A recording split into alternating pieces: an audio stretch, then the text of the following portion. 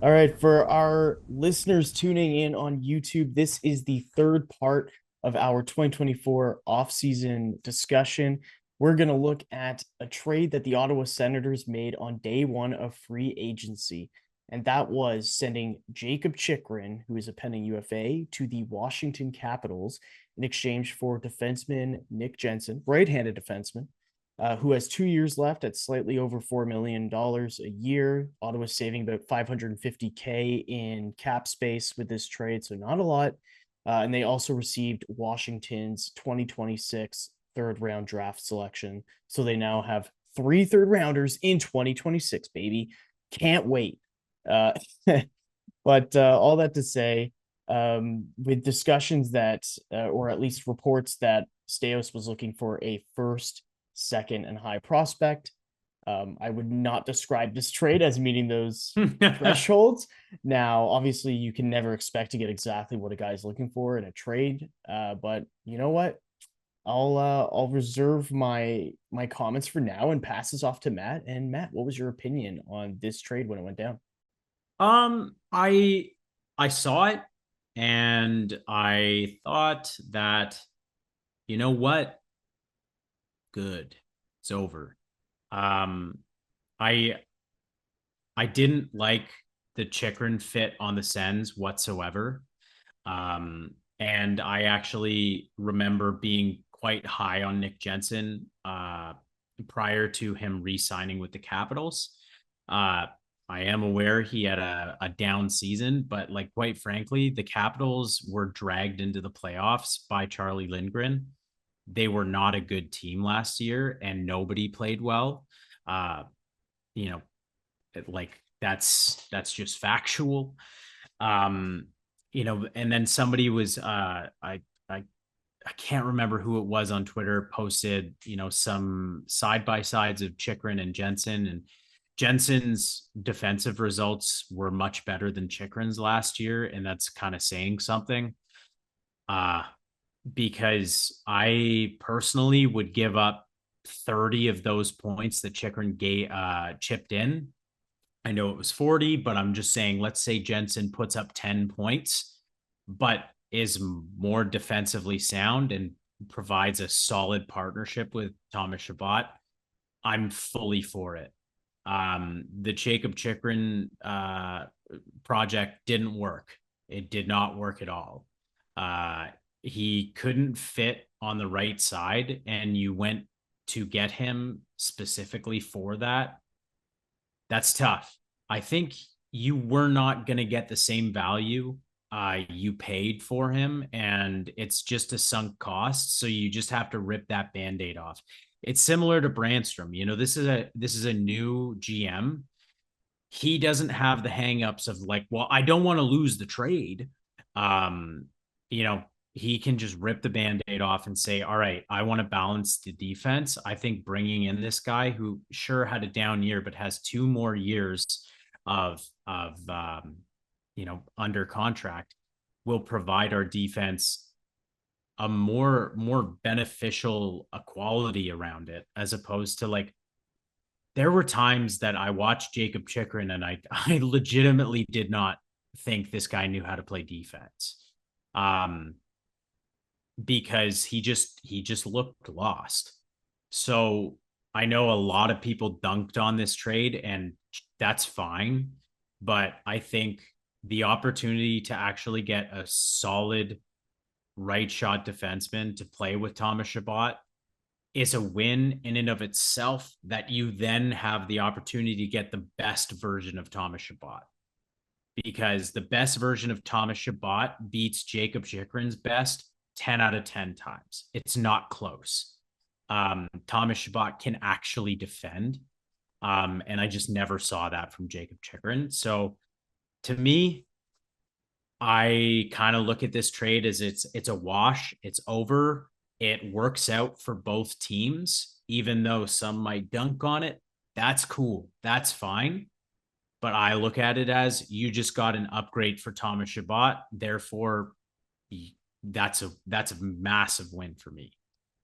Now, Bennett, how did you feel about this trade? I think the reaction to this trade has been super interesting.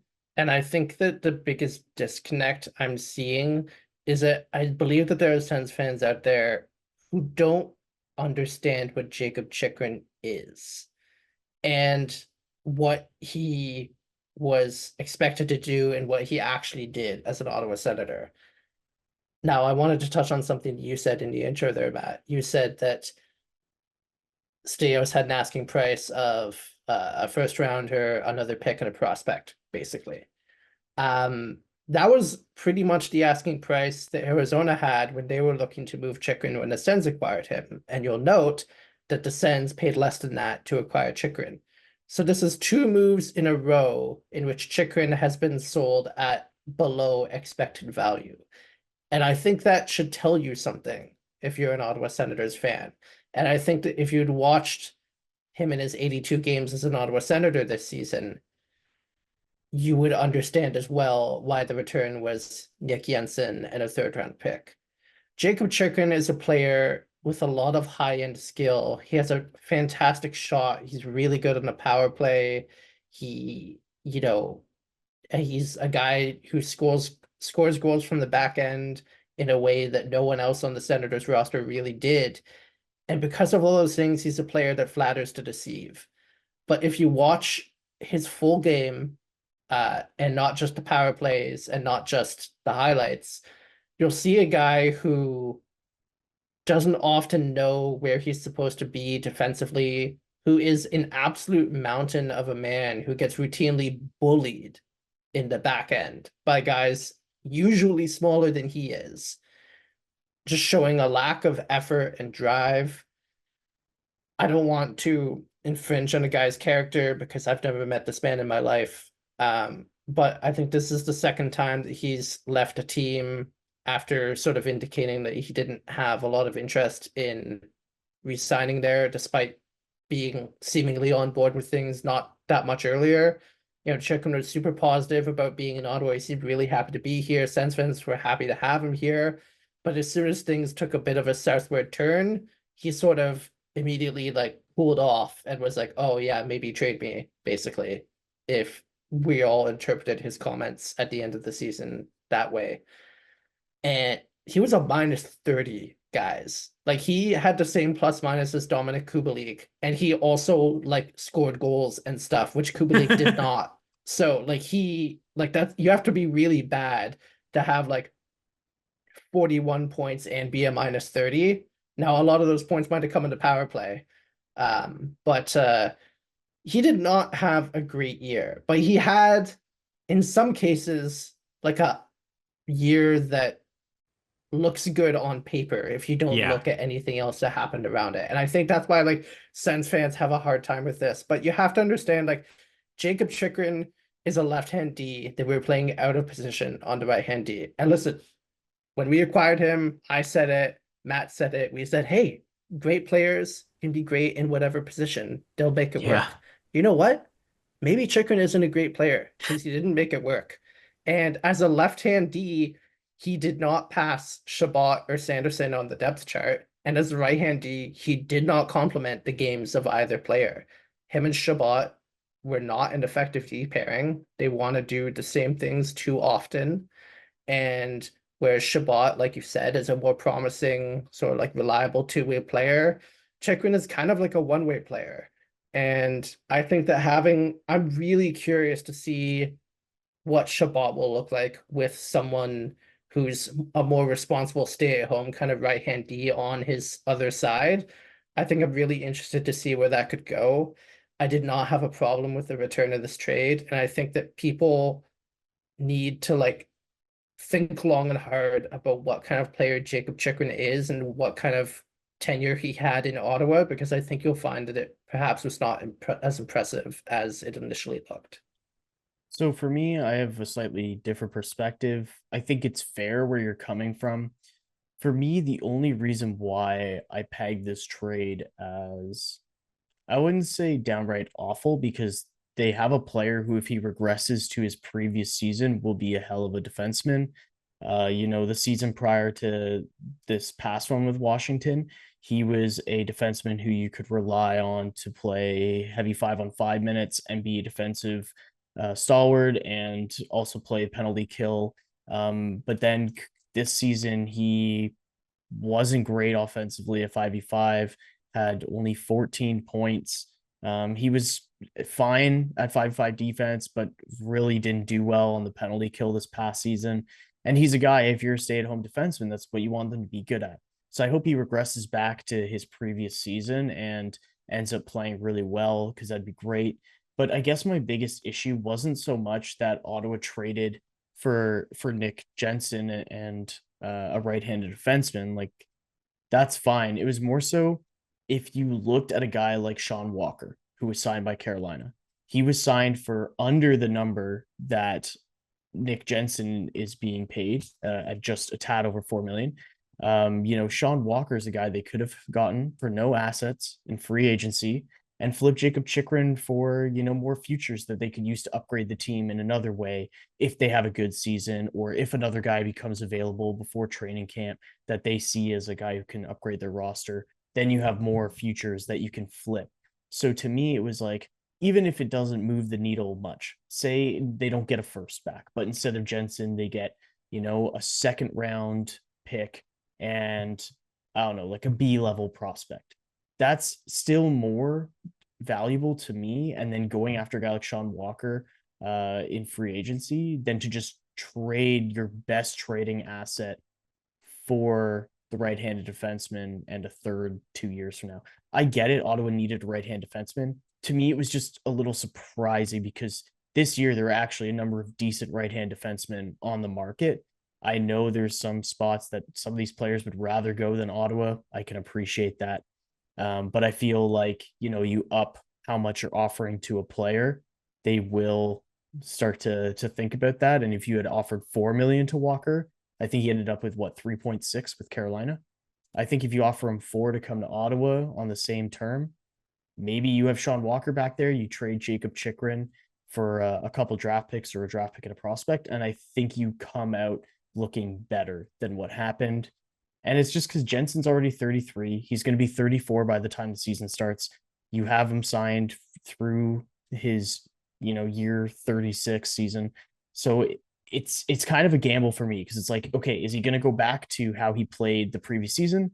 Or is this just a player who is slowing down with age, and now you're going to have another anchor that you're putting with Shabbat? Like, that's what worries me. Yeah. Now, I really hope that's not the case. I hope this pans out fine.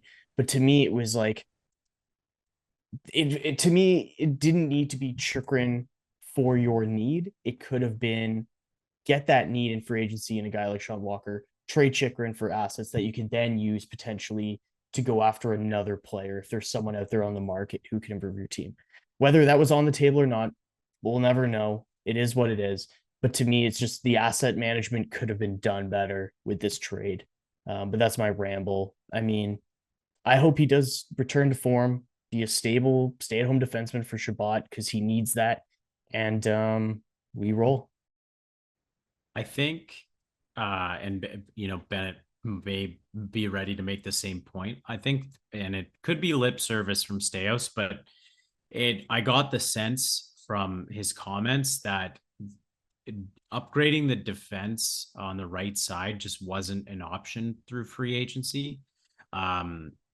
Obviously, like I'm going to be honest, if I was Sean Walker and I was looking at an opportunity for a long-term deal, I'd go to Carolina too.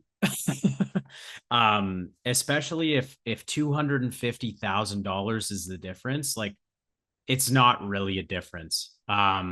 I think you were going to have to throw, and I believe he said this, you were going to have to throw quite a bit of money at some of the free agents to get them to come. Yeah. If I'm Capitals fans, I'm way more excited that I got Matt Roy. Because I think Matt Roy could be very good for Jakob Chychrun. Because he is a defensive defenseman and he will bring the best out of Jakob Chychrun. You got a guy that can play with Jakob Chychrun. But like Alex Carrier signed back with the Preds, and like, wouldn't you, after the off season that they had? There were very few opportunities of teams that were going to be shedding right shot defensemen. And it just so happened that the Capitals were. And obviously there's going to be risk in any trade, but I just look at this as I don't think futures would have benefited the team now. And we needed a right shot defenseman now. Because I don't know about you guys, but the Sens need to make the playoffs this year. And they got one step closer with this deal just by balancing their defense core just a little more. And Bennett, please have at it. I think that I largely agree with you there, Dave. I think that Staios, with what he's done so far, has largely earned himself a bit of benefit of the doubt. And when he says that he's explored other options, I am tempted to believe him. And like you said, a guy like Walker signing in Carolina, right now, I think most guys, if given the choice between, say, a Carolina and an Ottawa, would take Carolina. And I think that other right-hand D probably felt similar. The team needs to take another step before I think they can start to entice the really high-value free agents. But more than that as well, and I think this is almost like going back to that disconnect I was talking about before about the Chychrun trade and how Sens fans reacted. I think that this is a really interesting moment because we're seeing the first offseason with Staios in charge as GM, and he has thus far done everything pretty much the opposite of what Pierre Dorion would do.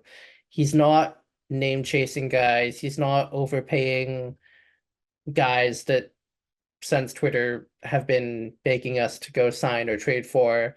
He's not taking huge swings in free agency or the trade market. He's playing it safe. He's picking guys that fill holes in our roster, and he's not handing out big splashy deals that have the opportunity to blow up in our faces. I think if you were to ask most Sens fans right now, they would tell you, looking back at the short and long-term effects of Pierre Dorion's tenureship as GM, that he made this team worse pretty consistently. With almost every move that he did, made this team a worse team than it was before that. Taking a huge swing on Duchesne, I think that is the most defensible out of all of these, but ultimately made this team worse. Trading for DeBrincat made this team worse. Trading for Chychrun made this team worse. And it blew up in our faces over and over and over again. And we spent a lot of time, money, and draft capital on guys that did not move the needle. And Staios has gone in a different direction. He's opting for low risk moves that fill needs within the lineup without breaking the bank and without locking us into big contracts or without giving up serious assets. And I go back to my earlier point about Chychrun. I do not think that it was realistic to expect a huge return for a guy who has not been great defensively, has bounced around a couple of teams now, and who was not making this team better. And I just think that the moves that Staios made, and this Chychrun move being the big centerpiece, I think that will they make this team better? I'm confident that they will make this team marginally better. Certainly, I think the goaltending we've already spoken about will make this team better. But you know what? I don't think it's going to make this team worse. And I don't think it's going to cost, I don't think it's going to cost this team down the road, significant assets to get out from like Nick Jensen if it turns out that it's a bad fit. Or, I don't think that getting a third round pick and a player for a guy like Chychrun is going to be something that burns us in the future. I think that this was a move that needed to be made. The player didn't really want to be here anymore. They managed to plug the hole that Chychrun had failed to plug at the same time. And we just have to see how it goes.